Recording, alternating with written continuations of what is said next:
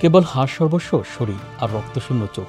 বাছার আকুতি যেন ফুটে উঠছে প্রতিটি শিশুর চোখে মুখে। উত্তর গাজার নাসের হাসপাতালে এমন হাজার হাজার শিশুই এখন মৃত্যুর সাথে পাঞ্জা লড়ছে। দীর্ঘদিন যাবৎ খাদ্যের সরবরাহ না থাকায় ক্ষুধা আর অপুষ্টিতে প্রতিদিনই হারিয়ে যাচ্ছে গাজার ভবিষ্যৎ প্রজন্ম।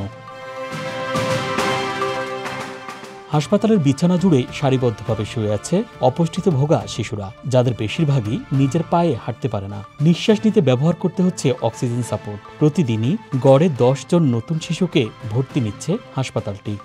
আমার মেয়েটা 1 বছর ধরে অপুষ্টিতে ভুগছে। আমি সবসময় ওকে কোলে নিয়ে চলি, কারণ ও হাঁটতেই পারে না। ভয় হয় কোন দিন না আবার ওকে হারিয়ে ফেলি। 7 মাস বয়সী ইউসুফের ওজন মাত্র 2 কেজি, অথচ বয়স অনুযায়ী তার ওজন হওয়ার কথা ছিল অন্তত 5 থেকে 6 কেজি।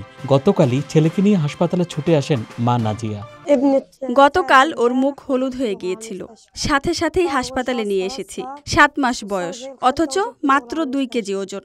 আমি জানি না ছেলেটা আদৌ বাঁচবে কিনা। নাসের হাসপাতালের শিশু বিভাগের প্রধান ডাক্তার আহমেদ জানান, কেবল মে মাসেই অপুষ্টিজনিত সমস্যা নিয়ে ভর্তি হয়েছে 500-র মতো শিশু। এছাড়া প্রতিদিন গড়ে 5 থেকে 10 জন করে নতুন রোগী আসছে, আর দিন দিন তা বেড়েই চলেছে। আমরা প্রতিদিন নতুন নতুন শিশুর ভর্তি নিচ্ছি। গত 1 মাসেই অপুষ্টি রোগীর হার বেড়েছে 150%।